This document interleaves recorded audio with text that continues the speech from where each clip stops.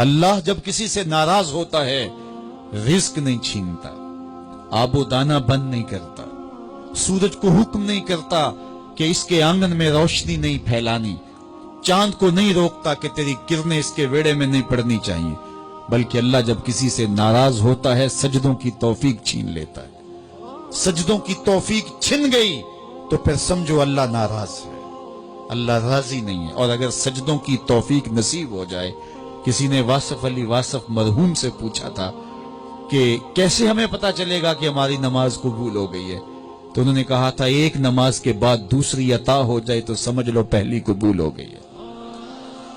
تو نمازوں کا نصیب ہونا یہ اللہ کی رضا اور اللہ کی خوشنودی کی دلیل ہے، اور سجدوں کی توفیق کا چھن جانا یہ اللہ کی ناراضگی کی دلیل ہے۔ میں اور آپ دیکھیں کہ ہم کہاں کھڑے۔ دیکھیے دولت تو کفار کو بھی ملتی ہے، اللہ دولت اسے بھی دیتا ہے جس سے راضی ہے، اسے بھی دیتا ہے جس سے نہیں راضی، لیکن سجدوں کی توفیق اسے ہی دیتا ہے جس پہ وہ راضی ہے۔ تو 5 گانا نماز شعار زندگی بنا لیجئے، نماز قضا نہ ہونے پائے۔ قیامت کے دن بے نمازی اس صف میں کھڑا ہوگا جس صف میں نمرود کھڑا ہوگا، جس صف میں حامان کھڑا ہوگا، قارون کھڑا ہوگا، شداد کھڑا ہوگا۔ مجھے بتائیے ہم میں سے کوئی یہ گوارہ کرتا ہے ہم اس صف میں کھڑے کر دیے جائیں جہاں دشمنان خدا کھڑے ہوں؟ آج کوئی نماز پڑھے یا نہ پڑھے، حشر کے دن حکم ہوگا کہ اللہ کے حضور سجدہ کرو۔ ہر کوئی سجدہ کرنا چاہے گا، جو نہیں پڑھتا وہ بھی کرنا چاہے گا، لیکن بے نمازی کی کمر اکڑ جائے گی، وہ آرزو رکھنے کے باوجود سجدہ نہیں کر پائے گا۔ قرآن بتاتا ہے کچھ لوگ جہنم کو دھکیلے جا رہے ہوں گے، انہیں کچھ لوگ پوچھیں گے ما سلککم فی سقر، تم جہنم کو کیوں جا رہے ہو، کیا ہوا تمہیں؟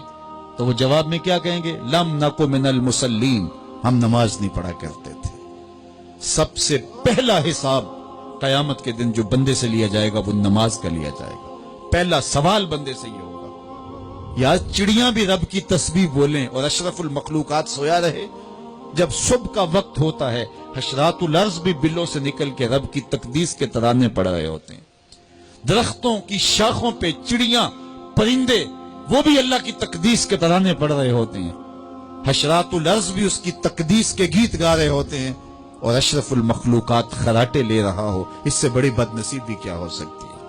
آئیے 5 گانا نماز شعار زندگی بنا لے۔ اس مجلس میں اگر کوئی بے نمازی ہے تو آج عزم مصمم کر کے یہاں سے لوٹے کہ آج کے بعد نماز نہیں چھوڑوں گا، اور اگر آپ 5 گانا نماز کی عادت رکھتے ہیں تو آپ کو مبارک ہو، لیکن یہ عزم کر کے جائیے اپنے گھروں میں، اپنے اعزاء و اقرباء اور اپنے دوستوں میں اس زور سے تلقین اور تاکید کریں گے نماز کی کہ وہ پکے نمازی بن جائیں گے۔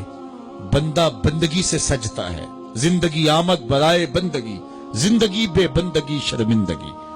اگر زندگی میں بندگی نہیں تو زندگی کے پلے ہے کیا؟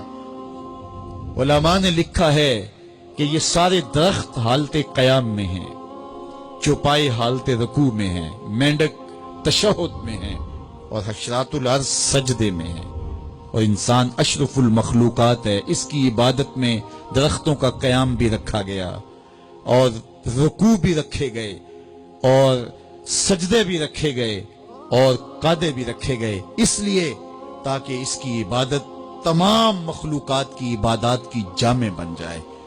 لیکن یہ اس کے باوجود اللہ کے حضور سجدہ ریز ہونا پسند نہ کرے تو بتائیے کیسے رحمتیں اس کے اوپر اتریں گی؟